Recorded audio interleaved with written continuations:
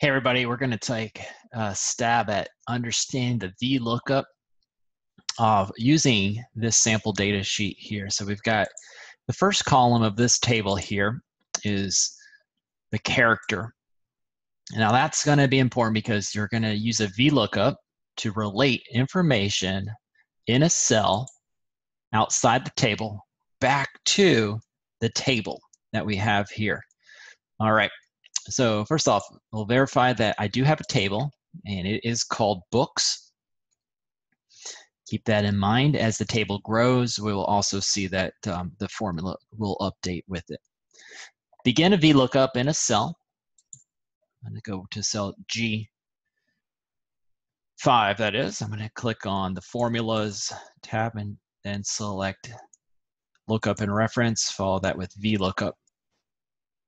Looks for a value in the leftmost column of a table, and then returns a value in the same row from a column you specify. Okay, my lookup value will be Nathaniel Bowditch, which happens to be in cell G2 right now. The table array is going to be books. Now, if I didn't have a table, I would just simply start dragging across all of the records of a table or range. Column index number. Okay, so I'm trying to seek the author, and the author happens to be in the third column. So if I type a 3 in the column index number, I will get the correct author here. Now, as far as the range lookup goes, it's asking us, do we want an exact match? And the answer most likely is almost always, yes, you do. So this is a little strange. You type false or 0. The reason for that is that you get a chance to find exact match. If it can't find the right one, it'll give you an error. Okay, I'm going to hit OK.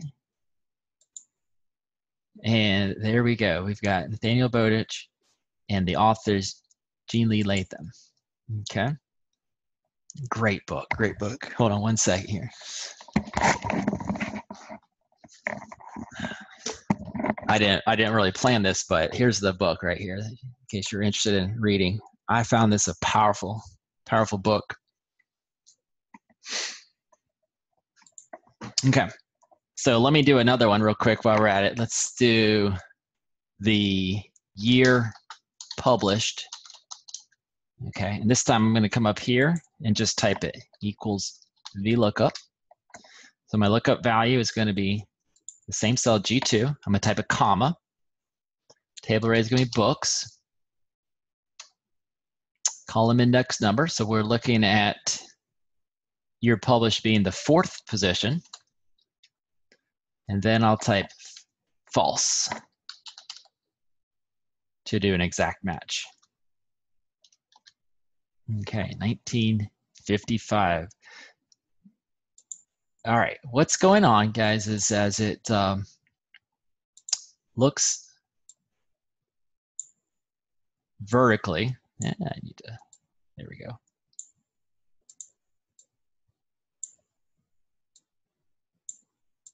Okay, so it's going to go, VLOOKUP is going to look for a value vertically till it finds it. So boom, it found what we're looking for. And then it goes to the right, however many columns you specified. So the first one we said 3, the second formula I did 4, and it came across that way. Okay, so let's go do another one here. Let's say we were going to be looking up Trammell. Okay, so I'm going to come here, change my character, and boom. You can see that it came over, found the author in the 3rd column, and it found the year published right there as far as that goes. Pretty cool. Okay, now most of the time you do VLOOKUPs with lots of data. So for example, if we are trying to get a bunch of columns to manage this, for example, here, I'm going to show you how to get, I want Ohio. What I want here is I want Ohio to happen there, and then VA and all that good stuff right there. Where am I going to find that? Well, I can show you I have a little states information right here with all 50 states. Let me make this a table. I'm going to click one cell inside this group of data and click on Insert Table. I hit OK there, and I'll call it States. All of my tables will show up from the drop-down. So I can come here and see that. Also, if I go to the Formulas tab and click Name Manager, I will find my tables here as well.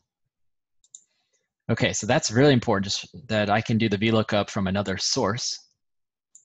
Going back to the VLOOKUP here, I'm going to type abbreviation, and let's let the fun begin. So type equals VLOOKUP. My lookup value is Ohio, B2, comma, table array states,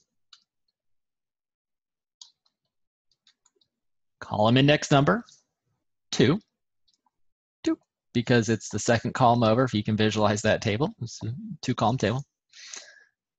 I'm gonna type a 0 now, just to show you that 0 is the same thing as false. That's awesome.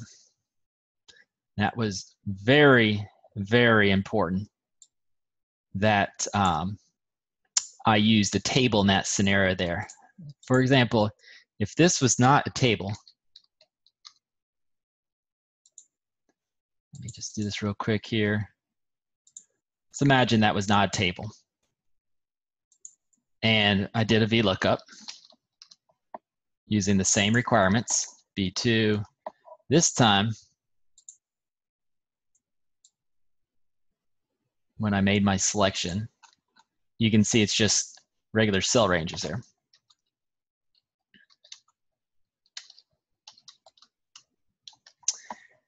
Okay, well, there's gonna be a big problem here as I start to scroll down here. It's gonna get a little bit really off track here. First of all, California is not even on the mix. And here's the reason for that. The table, this is not a table, it was being referenced, and it was just going off the skelter there. So I would imagine it's gonna just even get more messy as it goes down there, okay? So basically, first one was correct. The second one gave me Virginia, which is what I wanted. That's just because Virginia happened to be in the context there. You can see as we go down, it's going down one at a time there. So if you've had me before in class, you know that the correct way of doing that would have been, assuming you don't want to make a table, would have been when you're referencing the table array, you need to make sure that there are dollar signs, and which is absolute reference. I'm going to hit F4 for that whole thing. On a PC, it's F4. On a Mac, it's going to be Control-T, I believe. F4 in a PC, put dollar signs. So that makes it as if it was a table, fixed range. It's not going to move anywhere. To false. And now, this is going to be right on the money each time. Okay, so let's go back and finish my original one here. And you can see, oh boy, what's going on with New Jersey? New Jersey, what is going on? Well, you guys can see it, right? We have a typo. So because we have false in the range lookup here, or 0, it could not find New Jersey here. And so if I screw up anything, I'm going to do the same thing with Alaska. Didn't find it. So make sure, use false or 0 on that when you're looking up exact matches. Once the typing is spelled correctly, that's going to get everything back on track. Okay, that is the VLOOKUP. Now, as a bonus, some of you might be freaking out over these spellings of these cities here. Well, what do we want? we want to have uppercase. If you did, you would do upper. If we're preparing mailing labels, you might want to make uppercase for all of those. Just like that. It's pretty cool. Some of you might want to do equals proper to do uppercase for the first character, and then the remaining ones will be lowercase. Pretty nice. Pretty nice. Make sure when you copy over, you're going to do a copy and paste the values on top of the original if you're so inclined to do that. Then you could delete that column and it says back to normal there. Okay, guys, I hope you enjoyed this VLOOKUP with a bonus proper and upper formula. If you would like to connect with me, got any questions on this or want to reach out to me, follow me on my blog at sequentialsolutions.com/books.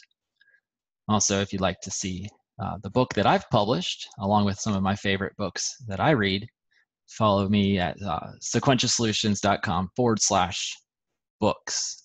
Thanks for watching.